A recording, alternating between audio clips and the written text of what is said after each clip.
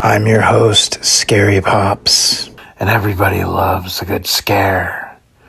So let's get into it.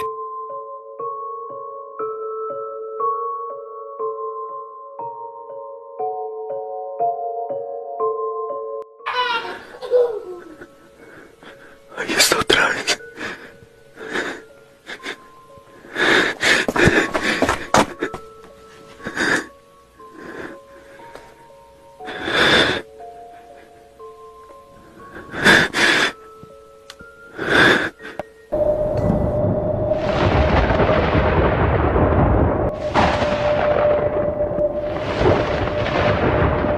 So I live in Eastern Oregon, and my mom lives in Western Oregon. And I went to visit her for the summer, and she's very outdoorsy, so we decided to take a 1-hour drive from her city to the coast. And we ended up at this free campsite at the top of this hill, huge foothills of the coastal mountains.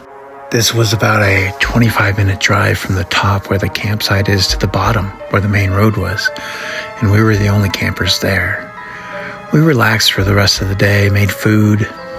All of a sudden, a truck full of men drive up the hill and talk with my mom. I don't know what it was about, but very suspicious at the time, and then they leave us.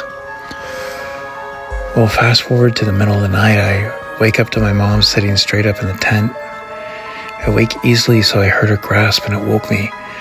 As soon as she saw that I was awake, she put her hand over my mouth, because I was starting to ask her what's wrong. It was dead silent, and all of a sudden you heard footsteps right beside the tent. Even the little flap that covers the zipper was moving. Thankfully, my mom has quick wits and said very loudly, "Kenny, grab the gun." There was a little bit of silence.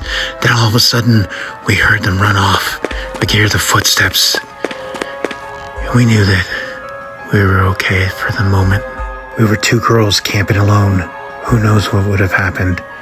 Thank God my mom was thinking, and we were out of there alive. My sister and her husband just had their first child a few months prior. My brother-in-law was working with the graveyard shift at his job, as my sister stayed home taking care of my nephew. Then all of a sudden around 2 a.m., she heard a loud knocking on her back door. She went to go check it out, and she saw a lady banging on the door, asking for her to let her in. The lady told her that her husband had just beat her down the street and was looking for her. My sister was hesitant to let her in since they had a newborn in the house and didn't want to interfere. She told the lady that the best she could do was call the police for her. The lady begged her not to call the police and to let her in. Then my sister got suspicious, so she went to get her phone and she dialed 911. But when she went back to the door, the lady was gone. The police then arrived a few minutes later, and they told my sister that the same situation happened a few streets down. 3 bodies were found dead, and the cops said that the couple would do this to get into people's homes. Thank God I never let her in.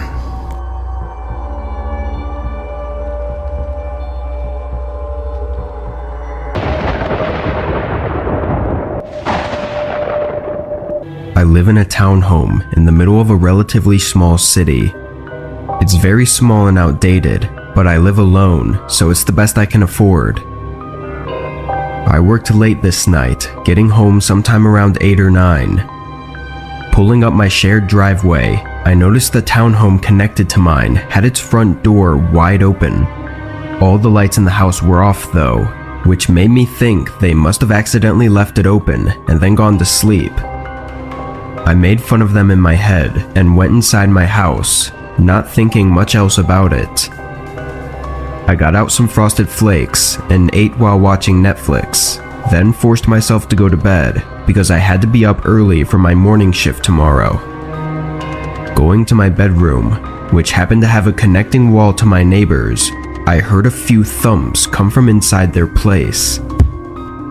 My neighbors usually don't make any noise, so hearing anything from them was a rare occurrence.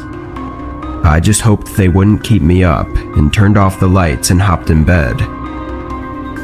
I laid there with my eyes closed for several minutes, trying to drift into sleep, when the most terrifying sound instantly shook me up. My front door being smashed in. It was a single, violent hit. I jumped out of bed and ran into the hallway. There was wood debris all over the floor, and the front door was wide open, but whoever did it must have been moving quickly because they weren't there. I heard some footsteps running through the living room, and at this point, I could tell there was more than one person. I tried to run back to my bedroom, but a man screamed at me to stop. I turned to face two large men, both wearing masks and hoodies. One was holding a baseball bat, and the other held some sort of metal ramming tool, which must have been used to bust open the door. This next part was chaotic, as they yelled commands at me and forced me to the ground. I didn't even try to fight back, because I knew it would only put me in more danger. One of them held me down, aggressively pressing my head on the floor, while the other went around the house and shoved stuff in his backpack. I was panicking, breathing heavily, and trying to convince them to get off me and just let me stay out of their way. I probably should have just shut up and stayed quiet, but it was hard to think straight. Somewhere around 2 to 3 minutes in, the man that was grabbing stuff came running back to the hallway, yelling at me and the other guy about something outside. The man got off me and ran over to the window. Then they both came running back and pushed me down as I was trying to get up. They looked full of rage as they started attacking and threatening me before trying to run out the back door, but they were too late. 4 cops had surrounded the house, and seconds later, they forced the men to give up. As it turns out, the men broke into my neighbor's townhome too. They weren't home at the time, but when they pulled in, they immediately called the cops, which was how they were able to help me. The 2 men turned out to be just regular guys trying to make some quick money.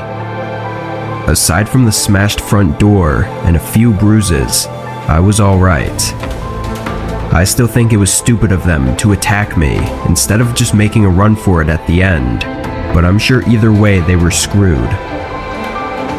It was by far the most terrifying thing I'd ever been through, but I'm extremely lucky to have had it end up the way it did, with them in prison.